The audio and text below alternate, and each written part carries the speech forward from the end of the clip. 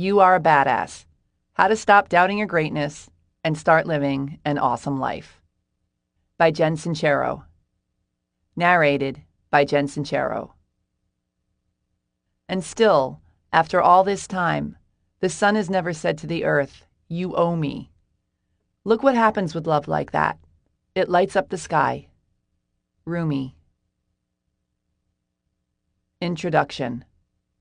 You can start out with nothing, and out of nothing and out of no way, a way will be made. Reverend Michael Bernard Beckwith, former drug enthusiast turned spiritual enthusiast turned inspirational badass. I used to think quotes like this were a bunch of crap. I also didn't understand what the hell they were talking about. I mean, not that I cared. I was too cool. What little I knew about the spiritual/self-help world, I found to be unforgivably cheesy. It reeked of desperation, rah-rah churchiness, and unwanted hugs from unappealing strangers. And don't even get me started on how grouchy I used to be about God. At the same time, there was all this stuff about my life that I desperately wanted to change, and had I been able to bulldoze through my holier-than-thouism, I could have really used some help around here. I mean, overall, I was doing pretty well. I'd published a couple of books, had a lot of great friends, a close family, an apartment, a car that ran, food, teeth, clothes, clean drinking water. Compared to the majority of the planet, my life was a total cream puff. But compared to what I knew I was capable of, I was, shall we say, unimpressed. I always felt like, come on, this is the best I can do? Really? I'm going to make just enough to pay my rent this month? Again? And I'm going to spend another year dating a bunch of weirdos so I can be in all these wobbly, non-committal relationships and create even more drama? Really? And am I seriously going to question what my deeper purpose is and wallow in the misery of that quagmire for the millionth time? It was a snore. I felt like I was going through the motions of living my lukewarm life with the occasional flare-ups of awesomeness here and there. And the most painful part was that deep down I knew I was a total rock star, that I had the power to give and receive and love with the best of them, that I could leap tall buildings in a single bound and could create anything I put my mind to. And what's that? I just got a parking ticket? You have got to be kidding me. Let me see that. I can't afford to pay this. It's like my third one this month. I'm going down there to talk to them right now. Then, doop-de-doo, off I'd go, consumed once again by low-level minutia, only to find myself, a few weeks later, wondering where those few weeks went and how it could possibly be that I was still stuck in my rickety-ass apartment eating dollar tacos by myself every night. I'm assuming if you're listening to this that there are some areas of your life that aren't looking so good either, and that you know could be looking a whole lot better. Maybe you're living with your soulmate and are joyfully sharing your gifts with the world, but are so broke that your dog is on his own if he wants to get fed. Maybe you're doing great financially and you have a deep connection to your higher purpose, but you can't remember the last time you wet your pants laughing.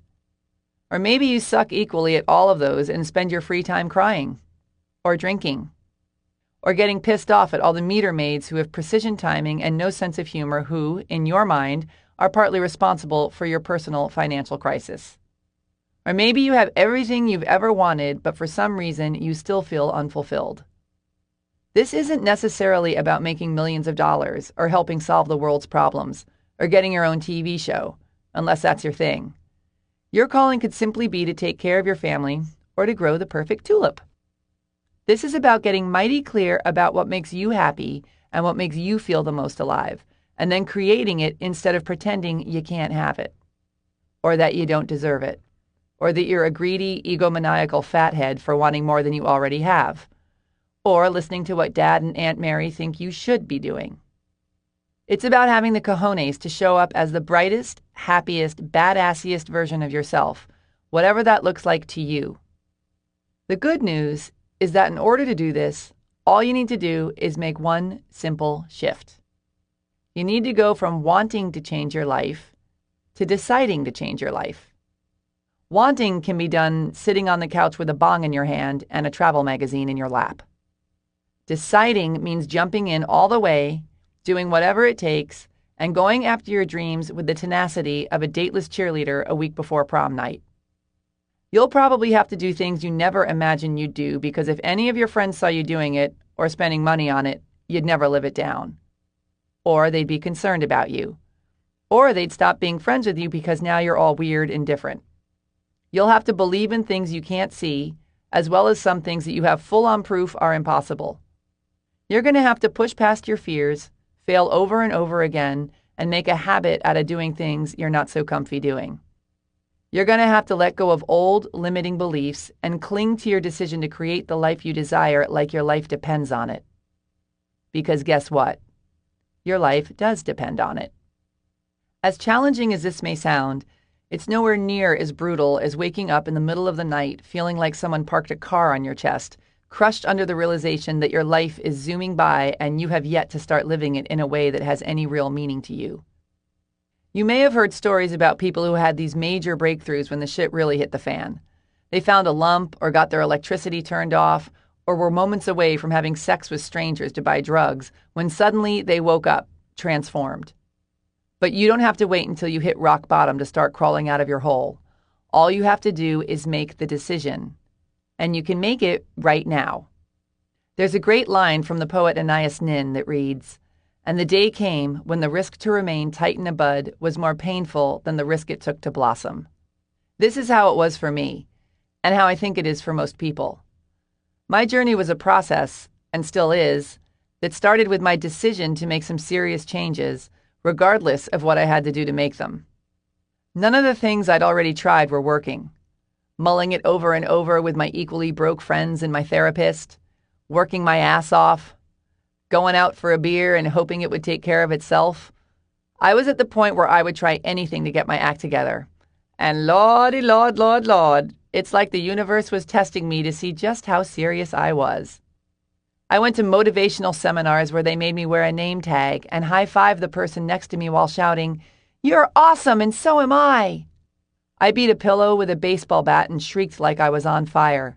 I bonded with my spirit guide, participated in a group ceremony where I married myself, wrote a love letter to my uterus, read every self-help book under the sun, and spent blood-curdling amounts of money I did not have hiring private coaches.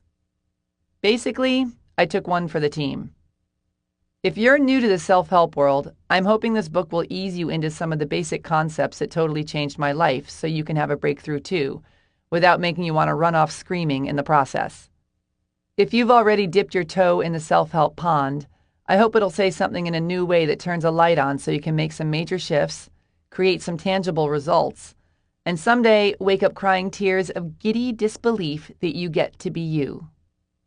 And if I can save one person from ever having to take their inner child on a play date, I have done my job. My main focus when I started working on myself was how to make money.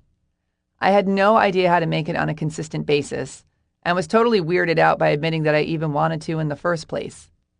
I was a writer and a musician. I felt it was sufficient, and quite noble, thank you very much, to focus on my art and let the money part work itself out. That went real well. But I saw so many people doing such sleazy and heartbreaking things to make money, not to mention those people who were working jobs that were death of 1,000 wounds boring, that I wanted no part of it.